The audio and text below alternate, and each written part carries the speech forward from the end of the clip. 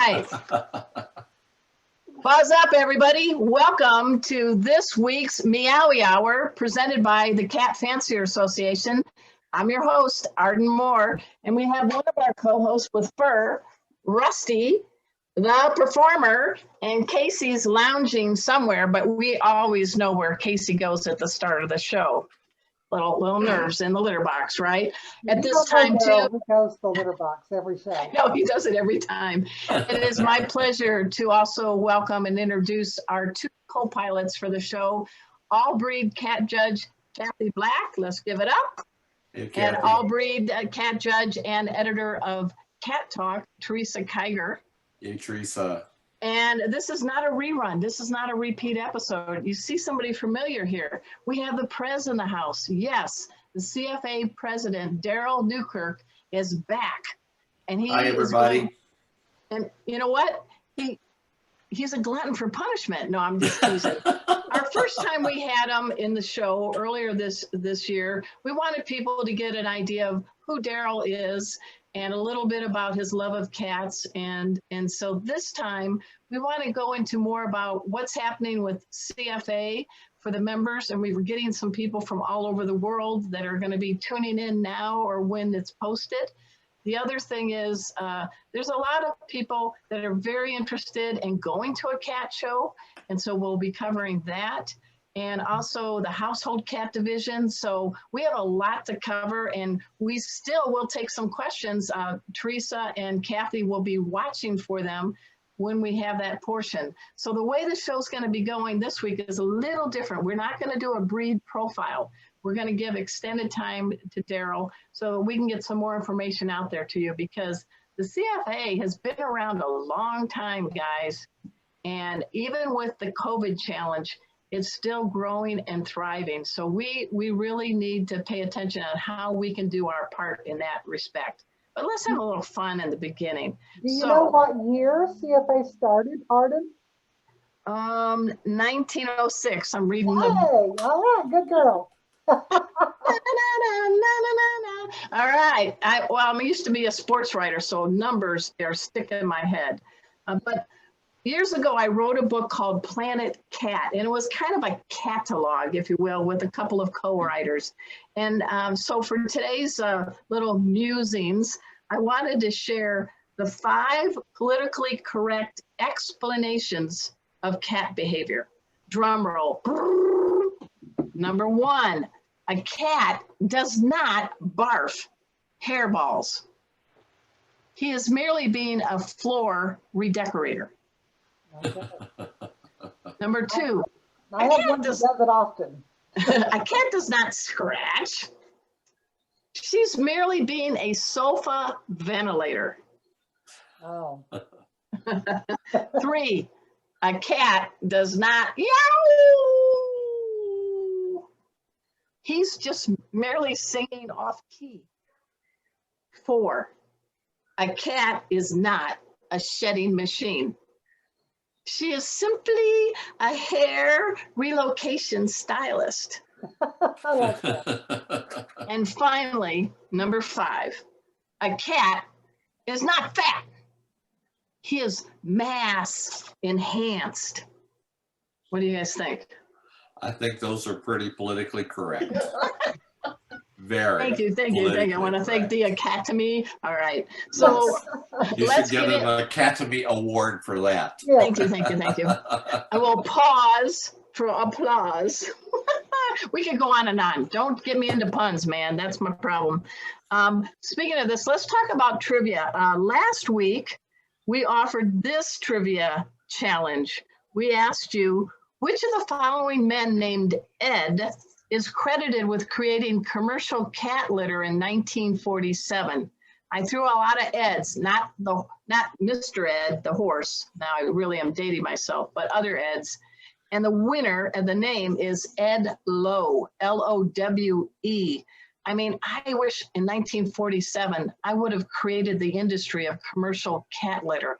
It's an industry that always has repeat customers, right?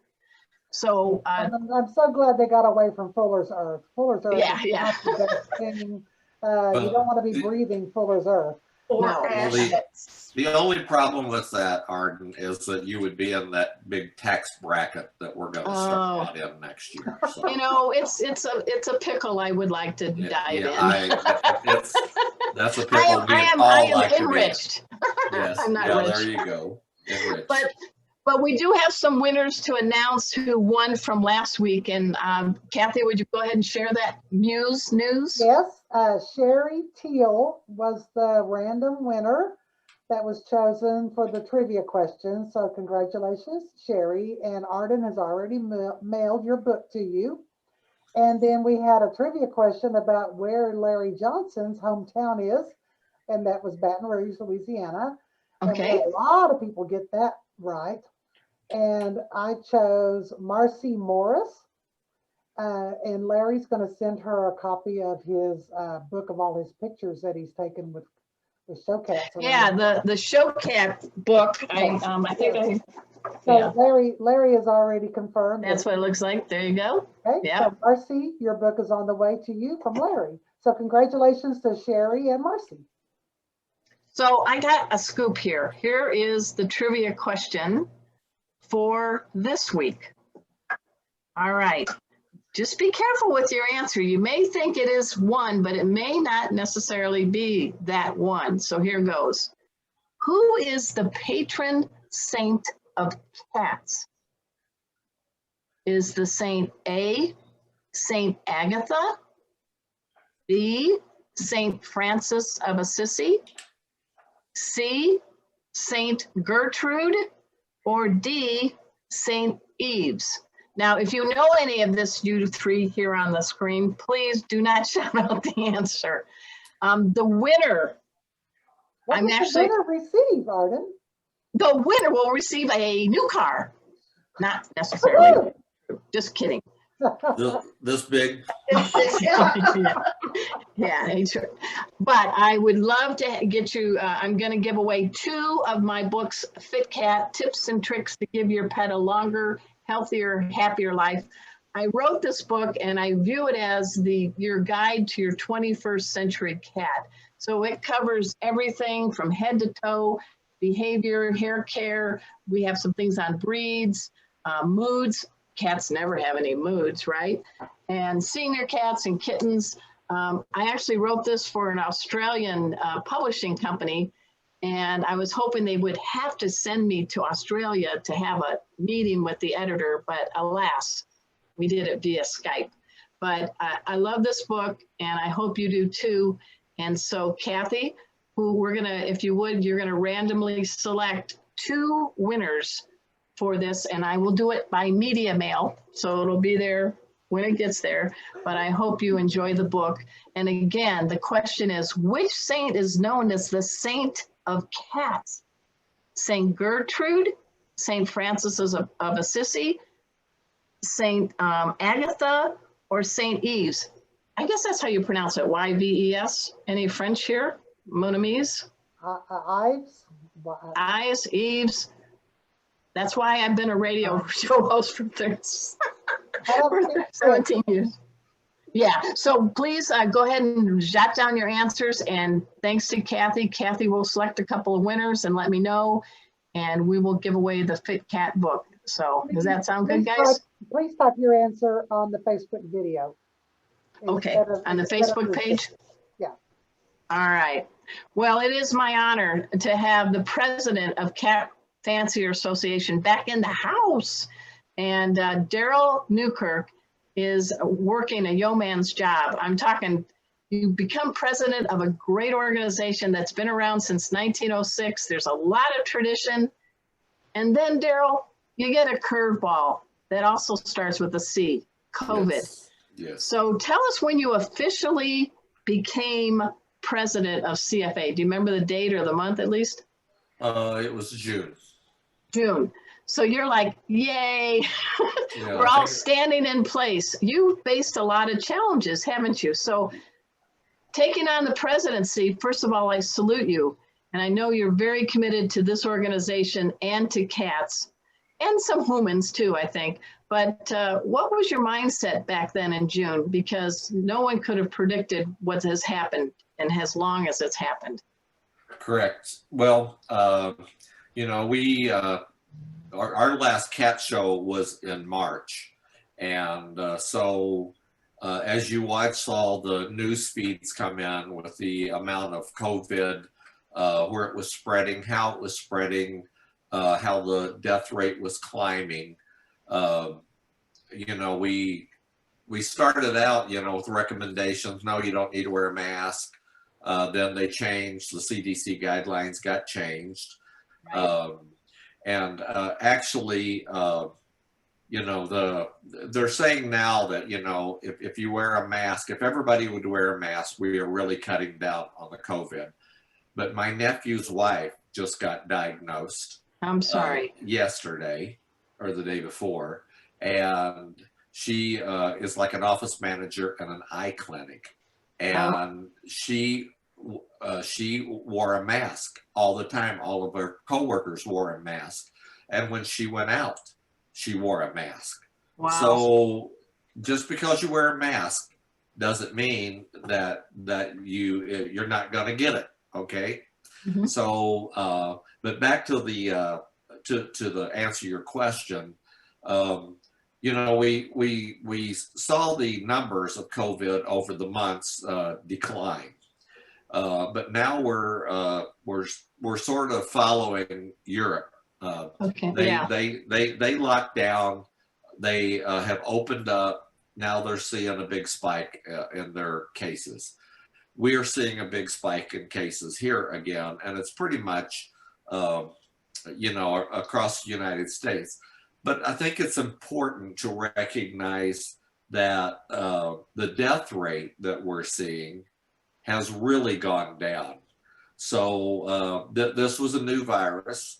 As everyone knows, China delayed sending the researchers here the code for the virus. So it took a while to get that so that they could identify the gene sequence so they could start working on a vaccine. Now we've got about 6 or 8 companies working on a vaccine, and Pfizer apparently has come up with a vaccine. Now it's, you know, these vaccines are sort of new because 2 of the companies are working on RNA based vaccines. I need to interject because, folks, he knows what he's talking about. He knows cats, but he had a lifelong career in health as you were a nurse anesthesiologist, right? Yes, or that's correct. Say the word. Yeah. This man knows health. Anesthetist. Yeah, I'll say that 10 times fast. Yes. You pay attention to health, and you know about the challenge of doing a vaccine and keeping people safe. Yeah. So unfortunately, you know, our politicians have politicized all of this stuff, which is, that is not good. We all need to come together, and we don't need one party scaring the other party that, you know, the vaccine may not be safe. You know, these are all top researchers that are in companies, and they're not involved in the politics of this. They're trying to get a vaccine to protect the people. So now there's a subset of people in the United States that just don't believe in vaccines, and they're not going to take them no matter what. And that's evidenced by the number of cases of flu that we get every year. And just because you take a flu shot doesn't mean you're not going to get it, but you know, it will decrease the probability of you contacting the flu. So I've already had my flu shot. And when they do finally release the COVID vaccine, I plan on taking it. And I think there will be a series of, the last I heard was anyway, that you're going to have to take 2 shots. Right. And it's probably going to be, you know, a month apart. But you're going to have to do it. And I think, Darrell, the one thing that I'm excited about, and you mentioned the fact that people are against vaccinations. The vaccine that Pfizer has come up with, it blocks the virus from replicating. Most vaccines give you a portion of the virus, or the portion of the virus is killed, or you know, something like that, so your body can make the antibodies to go and fight the infection when it sees it. But as we know, those of us that have cats that have dealt with FIP and coronaviruses, Yes. those Good are point. a totally different creature, and you can't make Yeah. antibodies to fix them. So Yes. the fact that Well, the viruses are looking at a way to block the replication of the virus, and so if you do get exposed to it, it won't be able to replicate in your body, I think is phenomenal research. Yes, I'm I telling think you, we got to give a big pause up salute to health officials all over the world who are committed to trying to crack the code on this COVID. And getting back to the impact COVID has made on CFA, how would you summarize it? What's the state of CFA given COVID? Well, I mean, we shut down and canceled all shows, and we did a little bit of an overshoot and had to go back and rescind the motion for that overshoot. Because you know, we realize that different parts of the country are going to have different rates of infection. Okay. So local states and sometimes local governments impose laws on crowd size. Now, this past weekend, I went and judged a show in Atlanta, Georgia. Teresa was there. And they took 250 cats. That was their entry limit. They filled. There were several cats that were absent in the show, but they did a really good job. CFA come up with a waiver that everybody has to sign. Okay. Is that for attendees and as well as the folks with their cats and the judges? Everybody in the hall had to sign it. And this was Cotton States? Is this the Cotton State one? Cotton States one in Duluth, Georgia. Okay. And that basically releases a liability of the club if you would happen to get it. There's no way to say, because you get maybe you get exposed to the virus, but it may be up to 14 days before you start showing symptoms.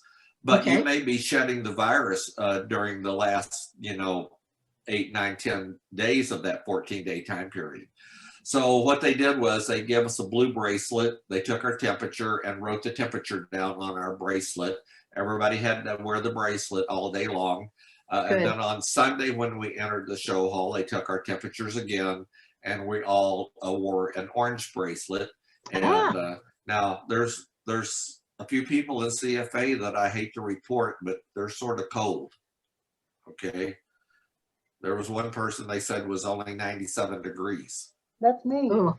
That's my normal temperature. Is that your normal? Because most of us are, we're 98.6 or 37 degrees centigrade. So so we got a few cold people in CFA.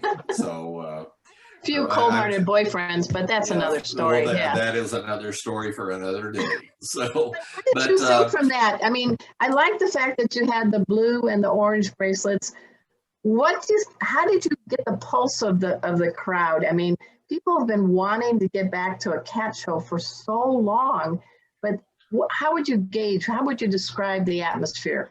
Okay, I would sum it up in one sentence that more than one person said, and it's like coming home. And the attitude in the hall, now they didn't, no spectators were allowed to come. It was only the show committee, the judges, the ring help, and the exhibitors, and they had, I think, a few vendors at the show. So so that was it. And, I like that. I like that description. But how has it been up until the Cotton State show this weekend? How has it been? What have you done creatively to make the virtual shows feel like you're almost there? Yeah, I think the virtuals, they're not a replacement for a live cat show. Because when I've judged a couple of them now, I've done a couple best of the best, and it's looking at a picture is not putting your hand on the cat and feeling the structure. Right.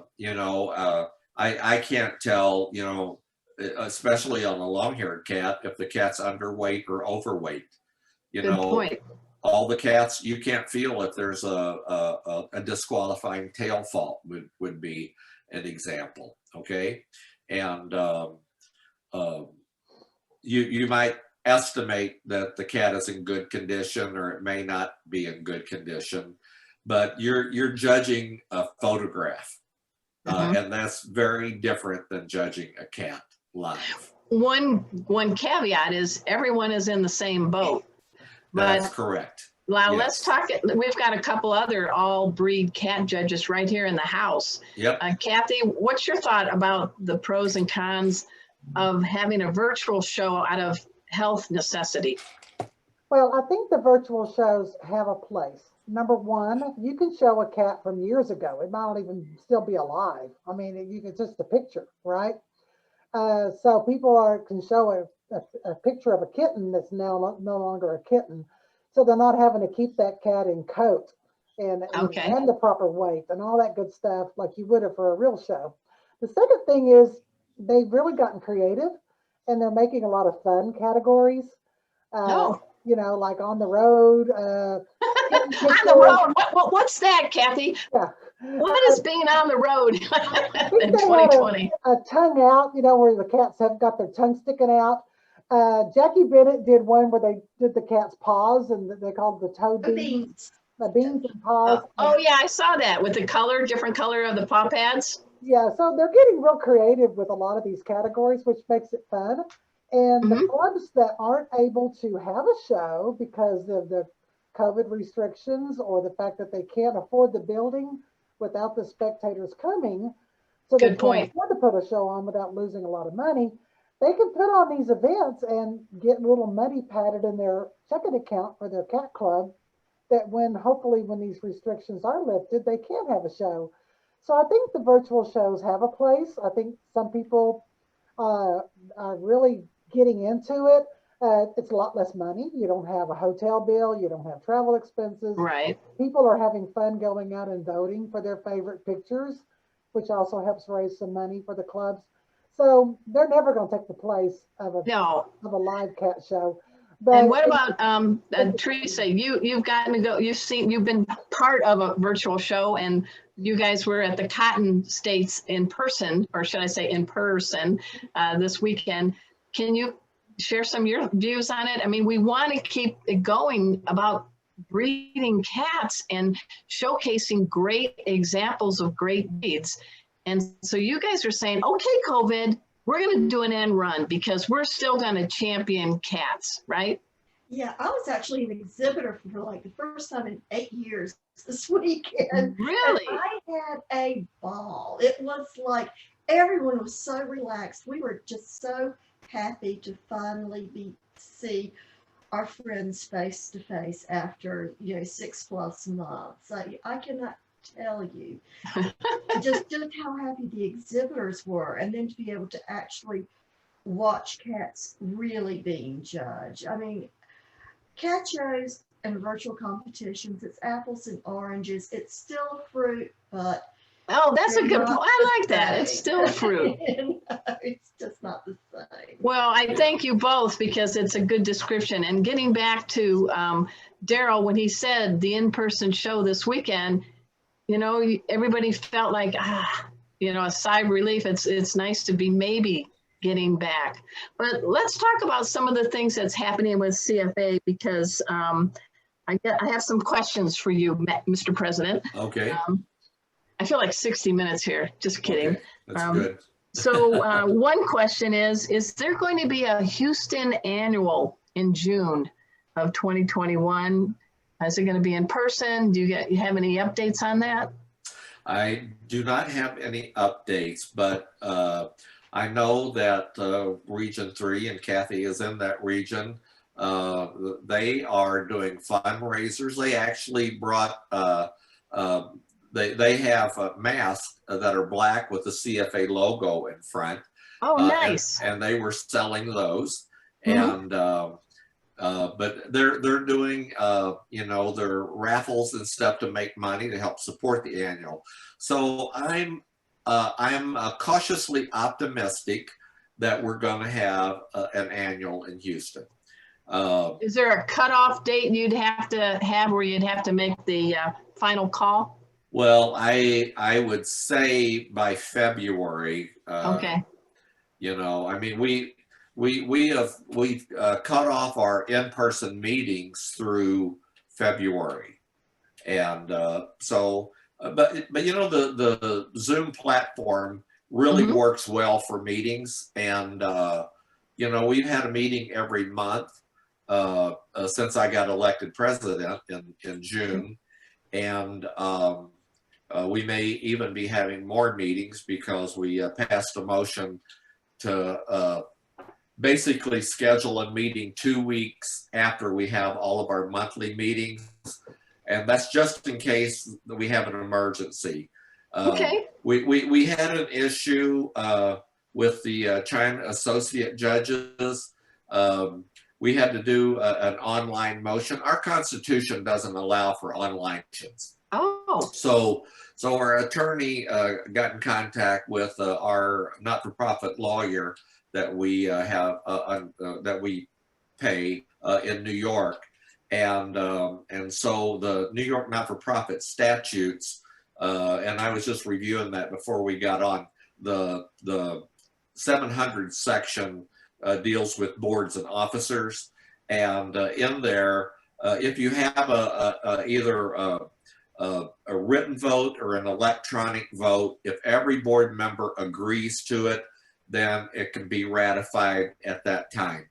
However, if anyone votes no, and it's not a unanimous vote, then it has to be delayed until the next meeting.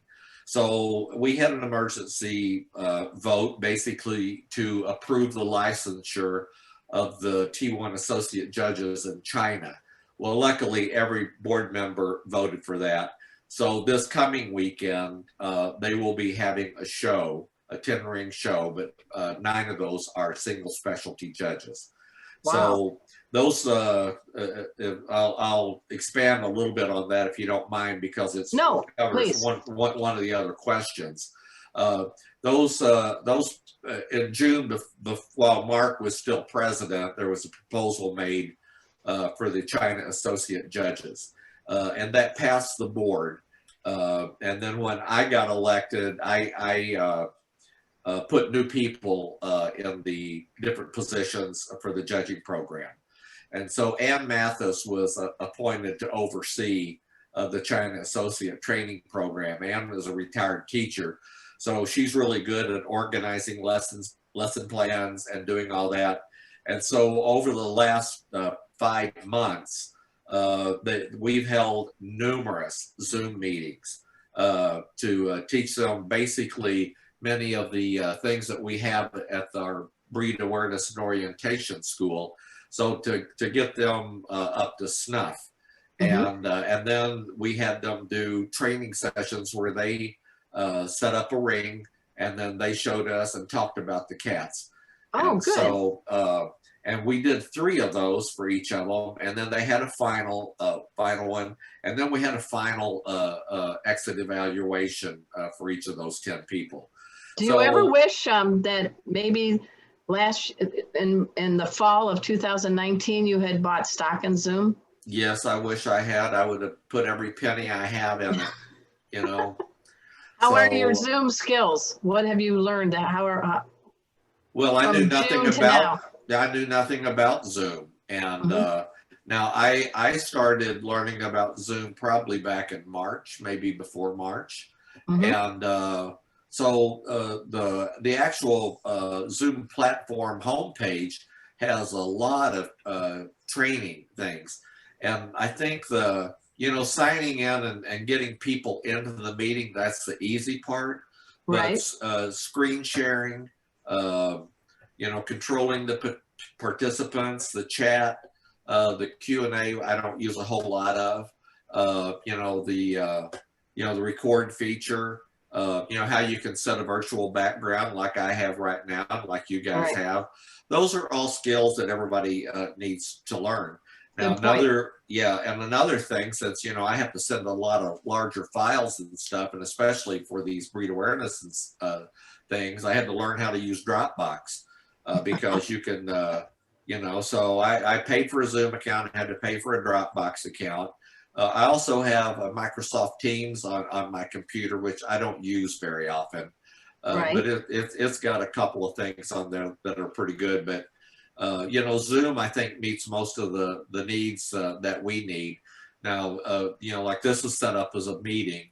Our board meetings where we have them open, those are webinars. And so we set those up as a webinar so that if more than 100 people want to sign in, we allow that. So, Okay. Well, thinking of that, is there any computer programming updates you plan or in the works? yeah, we do have one that's pretty significant. And Gavin Cow lives in Chengdu, China. And Gavin was raised and went to school in Canada. And so Gavin's English proficiency is top notch. I mean, it's just great. Now, Gavin owns his own company in China. He's actually a Canadian citizen. He's not a Chinese citizen. Okay, so he has an app company. Right now, Gavin is working on development of an entry program app. And last night, there has to be an interface between the CFA database and his app is going to work on the WeChat platform, which is very popular in China. And almost all of us that judge over in China have the app for WeChat downloaded on our phones because that's how we communicate with our Chinese friends. Actually, the Japanese have signed into it, and even a few people here in the States use it, and then I'll get a WeChat from them every once in a while. But anyway, there's some programming costs involved with that to get that bridge program between the WeChat app and our database. But at our October board meeting, he gave us a little bit of a sample of what it's going to look like, and it's really great. I mean, you can just go on and if you've entered your cat before, it's going to automatically populate, and you just select the show and hit send, and it sends the entry to the entry clerk.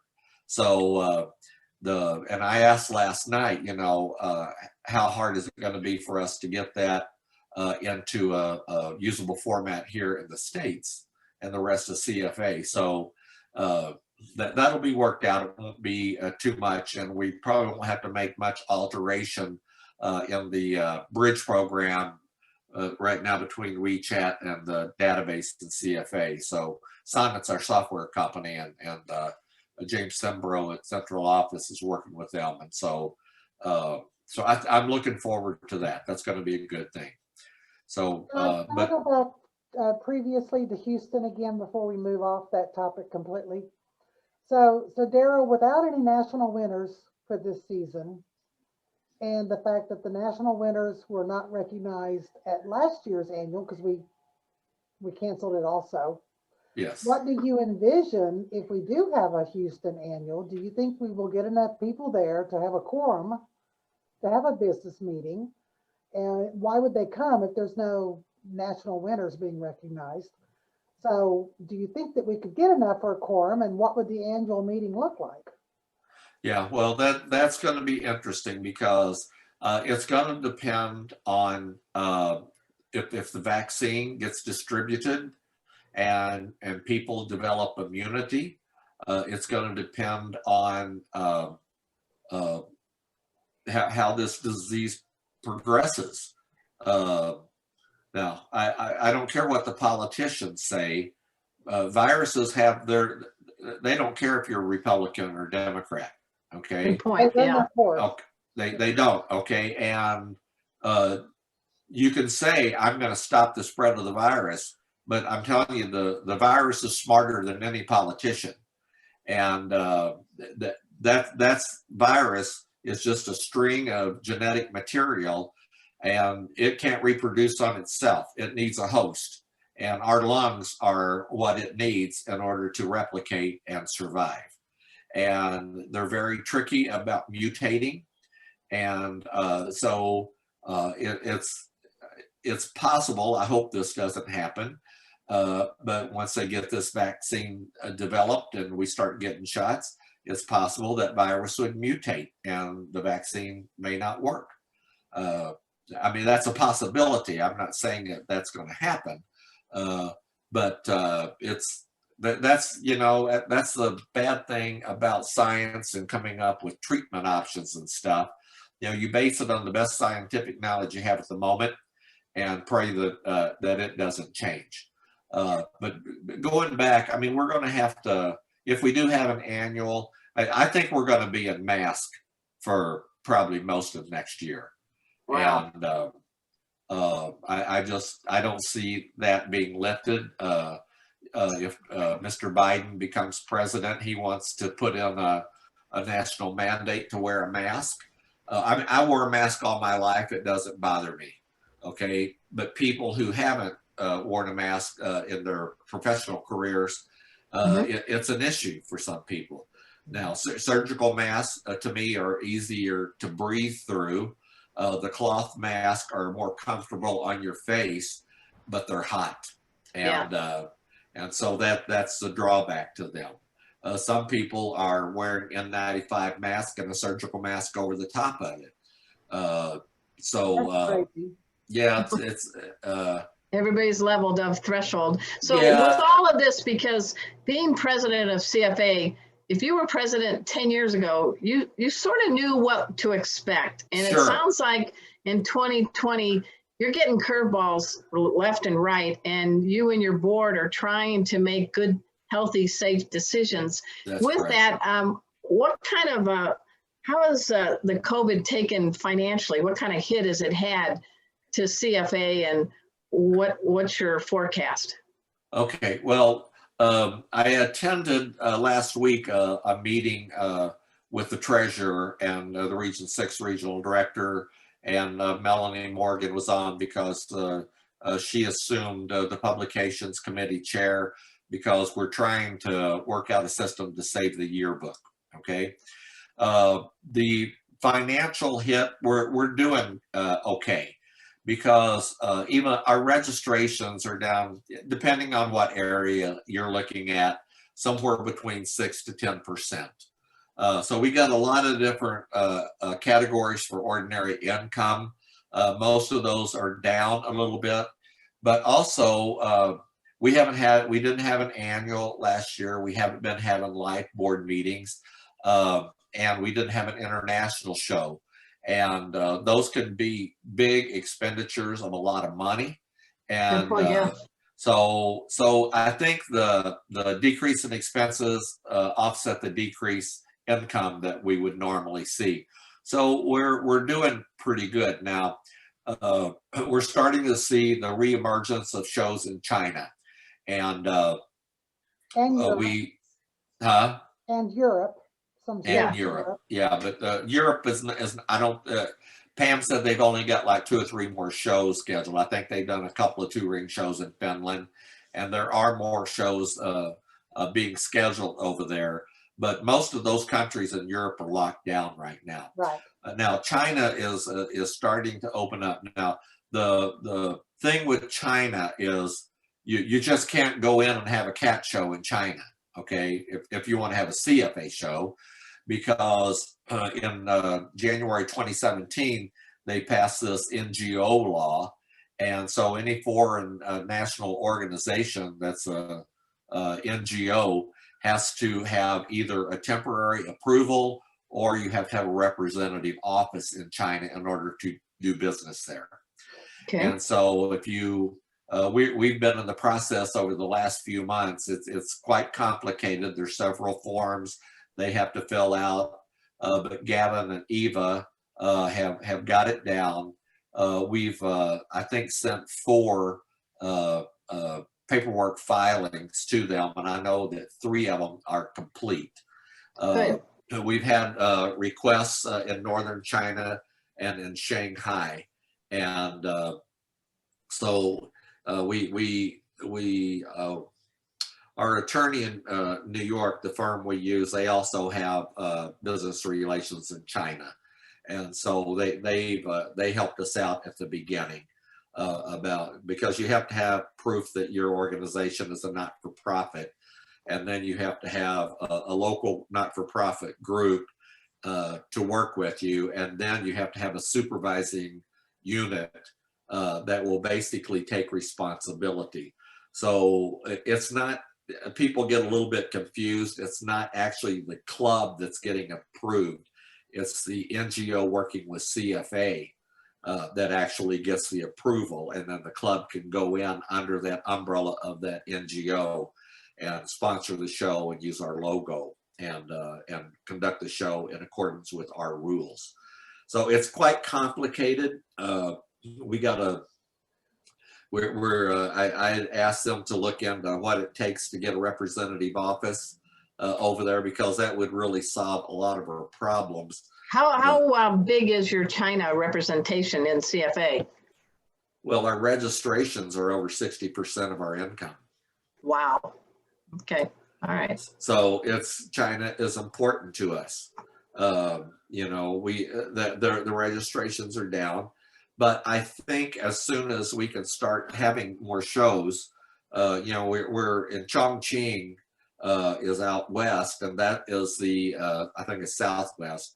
That is where we're having the majority of our shows right now. We do have 2 licensed all-breed judge and a single specialty short-haired judge in China licensed. And the reason we did the China associate judging program is so that we could have cat shows again in China with CFA judges. So Okay. So that's filling that niche right now. And I'm, you know, all of us that were coaches for the applicants into that program, you know, we're all sort of sitting on pins and needles to make sure that they do an okay job this coming weekend. So, And Darrell, where all can they judge? they can only judge in China. They've had to sign a waiver that this is a special program, and they're not allowed to judge outside of China. And so they're licensed to do the specialty they trained in. Now, Gavin was a short-haired judge, CFA short-haired judge, and he went through the long-hair training to be a long-hair China associate judge. And one of the other long-haired judges, Yi Chang, she was accepted into the long-hair CFA training program. But we can't do any training because we don't have people going over there. Right. Now she can work with Amanda, and she can work with Chloe, the 2 all-breed judges that are licensed over there. But you know, it's in October we changed the number of assignments from 8 to 6 to advance through the program. And I think when you get through the last step, maybe you have to do 8. Well, what if we have shows in Malaysia or Singapore or places, you know, Yes, Indonesia, Thailand. Yeah, Thailand, yeah, that it's the Americans and the Europeans cannot get to? Have you thought about releasing those associate judges to maybe travel outside of China? I'm no. just asking. Yeah, no, that's not. I don't think that has entered into the conversation. I don't think it will.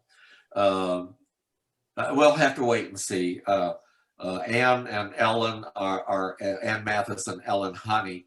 I've asked them to work on a bridge program to allow these China associate judges at some point in the future to meet certain qualifications and stuff so that they could become CFA judges. So because they've done most of the training from a clinical, not a clinical, but a didactic aspect. So what I call clinical would be the hands-on Right. training portion, okay? And so they need to go through some clinical training or in-show training and handling with judges. Now, one of the things that we found sort of interesting is one of those applicants didn't have a cattery and never bred a cat. And so that raised a few eyebrows. You just raised my eyebrows. Yeah, I just saw your eyebrows go up. That's why I said it. But I want to tell you something. She was one of the, she did a phenomenal job. And so it in the back of my mind, it says, okay, maybe there needs to, there are certain people that don't breed cats, that only show cats in premiership, that have the potential to be good judges. And the question is, should they be excluded because they don't have a cattery and they haven't bred, you know, the 15 grands and everything? So, you know, that's something to mull over for the future. And, but I do It's think funny that, you said mull, because later on we're going to have mulled wine as our kitty cocktail.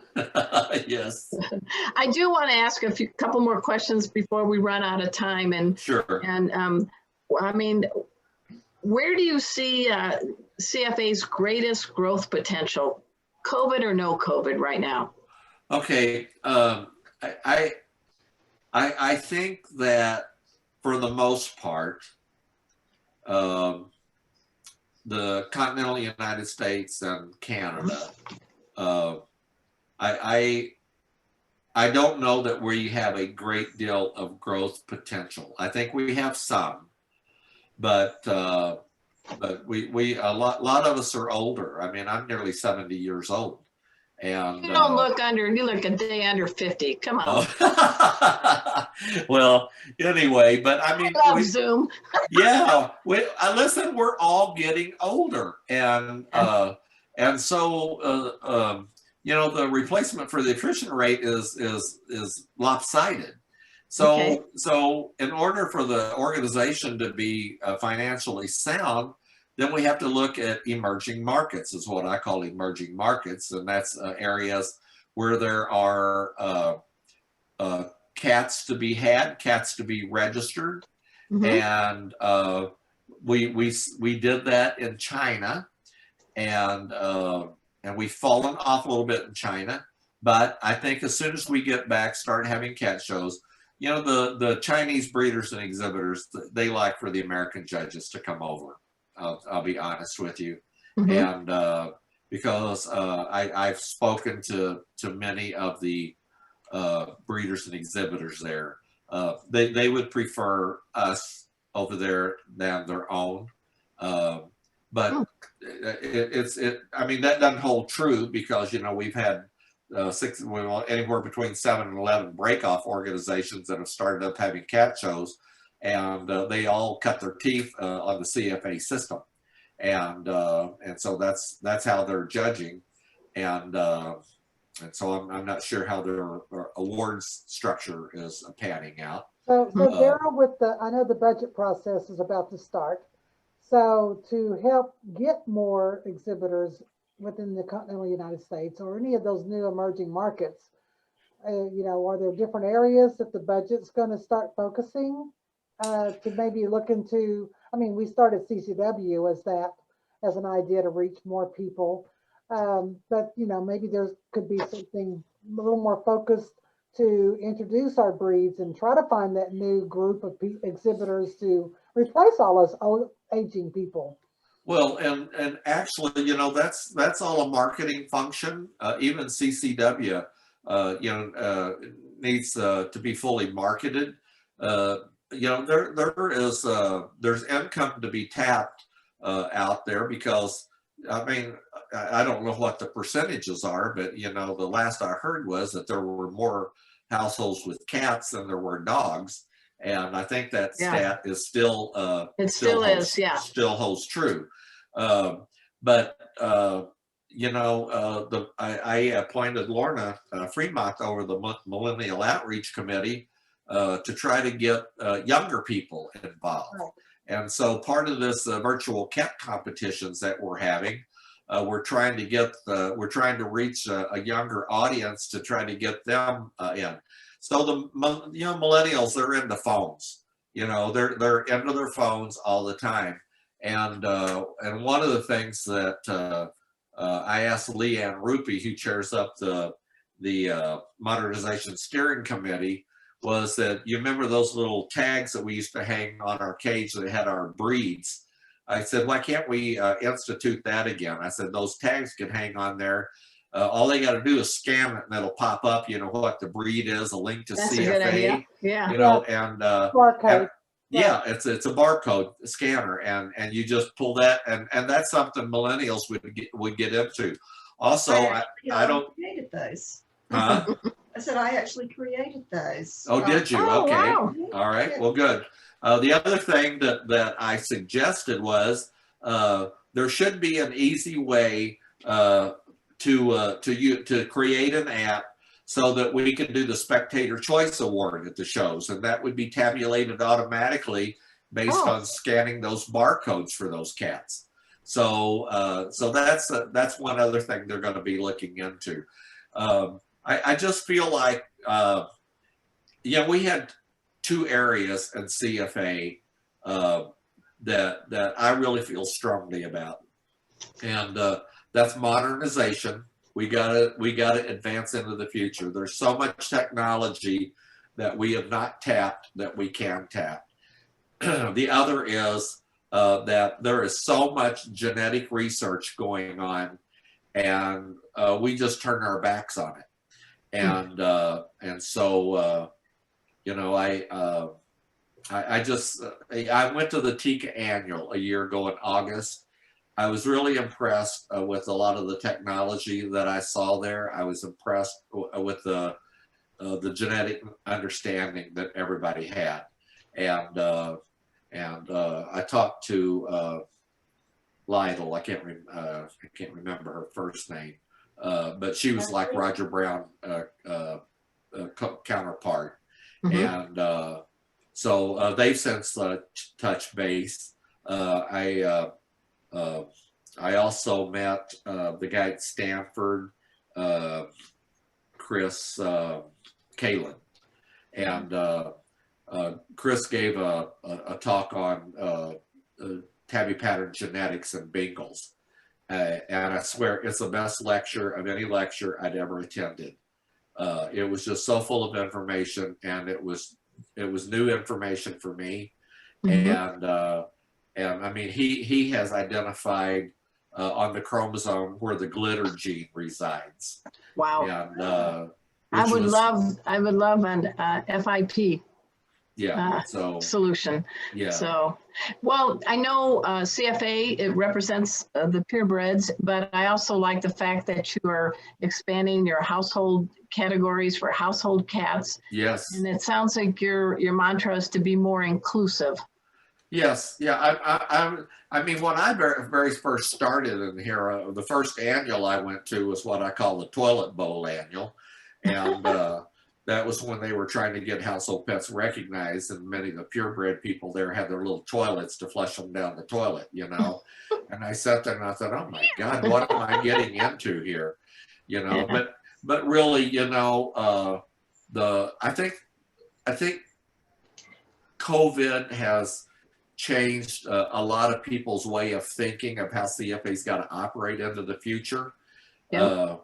I think there will be a day when we will get past this, and COVID will be in our rearview mirror, and we'll be able to go forward. And I'm not sure that our normal will be the same normal it was before COVID hit the scene, but I think it's going to be better than it is right now, because you know what? We're a great country. We have great scientists, and they're not going to give up on this until we've got a vaccine, and we've got cure, or we have treatment options that will arrest the disease. Well, I've learned a lot from you today, and I know this is not a cakewalk of a job. And I think with your medical background and your years with CFA, it's probably a good thing you were president at this time. I know it sucks because of COVID, but yeah, it's different because we're usually in an annual when the election results are announced, and we all get to party and have a drink and have a good time. I've not even got to hold a meeting live in person with the full board, and as Kathy can probably attest to. If you're together face to face in a room, it's different if you're on a Zoom meeting like this. I'm not saying the Zoom meeting. No, no, it's a Band-Aid solution to keep going. Yes, it is, and we want to keep going. We want to make progress. You know, my meetings are. I felt like our meetings had been like Big Cat Club meetings. We're a multi-million-dollar corporation, and I think our board should act like we're corporate board members of that multi-million-dollar organization. So I've tried to, you know, I'm a rules person. I mean, I make mistakes. I'm human. You know, I'm not a mentat. And but you know, you have your books that you've read. This is sort of one of my Bibles that I go by. And I know that some of the board members get upset with me because I'm such a stickler to adhere to these rules. And I heard so many times, oh, well, we use Robert's rules when it benefits us.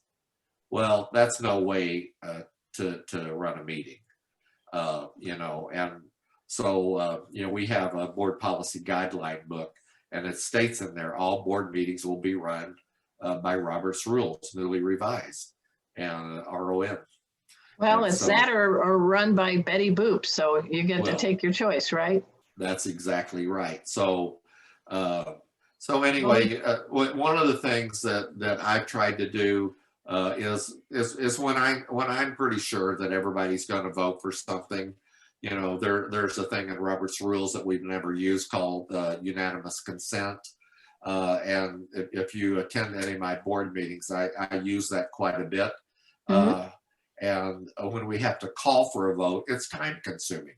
Right. So if I understand that most people, now we had one vote last night that turned out to be unanimous, but you know, I misread it a little bit, and I thought there was going to be a no vote or two. If somebody says they're going to abstain, then I have to call a vote so that they can abstain. But many of the motions that we bring up, if we alter them or change them and everybody agrees to it, you know, I just say, is there any objection? And I'll pause for about 3 or 4 seconds. And if no one objects, then I say, then the motion is ratified by unanimous consent, and it's over. Makes it go a little faster. It makes it go faster. And, you know. Well, Darrell, we've got just a few minutes left in the show, but sure. I know I do thank you for being here, because I know people want to know what's going on with CFA, and with COVID, a little bit of the decisions are a moving target.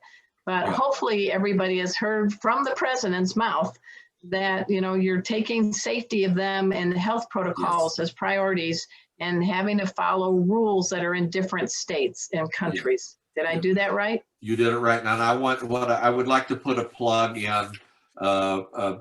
Kathy did this when she was on the board. She was the note taker. Everybody wants to know what's going on at the board meetings. And I asked Pam Delabar to take over that position. And those notes that Pam did last night are in a CFA news announcement. So if anybody, if they didn't get a link to it, they can email me, or they can email Teresa or Kathy. They know how to send the link to those. And I will put that link on my CFA The Next Generation webpage, and to make sure that everybody can read those notes. Well, thank you. I appreciate that. Cool. We have one easy drinking if we're going to get our drinking done. We have one last thing. This has been a special episode of Meowy Hour, but it's very important that we always recognize and salute cats from all walks of life, from all over the globe. So some of you might be listening in a very cold, chilly night right now. Others may still have that Caribbean flair, but I wanted to share with you today the recipe I created for all you cool cats.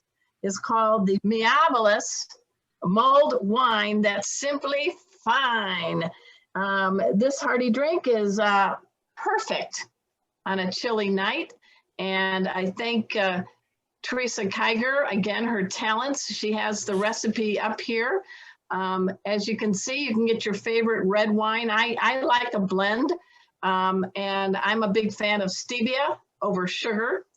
And I have with me, just as a little visual aids, I got my cloves. I cheated. I got the ground cloves, so I didn't have to crush them. Cheetah. And we have the bay leaves and cinnamon. There's just something about a cinnamon stick. Don't you guys agree? Yes. It smells so good. So strangely, bay leaves, cloves, and cinnamon. I miss the movies. Cinnamon in red wine with sugar or stevia makes for a perfect combination. Now, if you do use the cloves and you have to crush them, obviously you're going to use a strainer. It's a real easy recipe, guys. You put in your favorite wine, like a bottle of your favorite wine, and you add a half a cup, I believe, of the sugar or stevia. And then you put in the cloves, 4 or 5 if you like, a cinnamon stick, and a bay leaf. And get it on medium heat until it starts to bubble. And then stir it with your, ready for another visual aid, wooden spoon. It's already got the wine marks on it. And when you pour it into a mug, and this is, look guys, the mug for me is my pet safety cat, Casey. So I have it all ready. So I'm gonna pour it in this glass. Have a fire going, call your kitty over. So at this time, I hope all of you will raise a glass or a mug and let us toast all cats all over this great planet. They make us better humans. Cheers. There you go. Cheers. And Arden, thank you very much for inviting me to answer some questions for CFA. I really appreciate the opportunity. Thanks. On behalf of Kathy and Teresa, we are very happy that you could make the time and be here. Next week, guys, we actually have a doctor in the house, and not just any doctor, but the former president of, we're not going to go ahead and cover that today. Sorry, Okay. Kathy, Okay. I don't have time. Well, we're going to have Dr. Elizabeth Colleran. She is the past president of the American Academy of Feline Practitioners. I like that their website is called catvets.com. You can go ahead and pop that off if you would. I'm trying. Oh. So Dr. Elizabeth Colleran runs 2 cat-only clinics, one in Chico, California, and one in Portland, Oregon. And so you got some cat questions. Please come next week to the Meowy Hour. I guess we're stuck on my pet first aid for you. Yeah. Talk about great marketing. I know. Yeah. Pet first aid for you, darn it. But that's my furry teachers, Casey and Rusty. But until next time, guys, this is your Meowy Hour host, Arden Moore. Please be kind to your cats. Let's learn about cats. They make us better. So it'll be same cat channel, same cat time. We'll see you next Wednesday on Meowy Hour. Thank you, Darrell. Cheers. Cheers, everybody. Thanks a lot, everybody.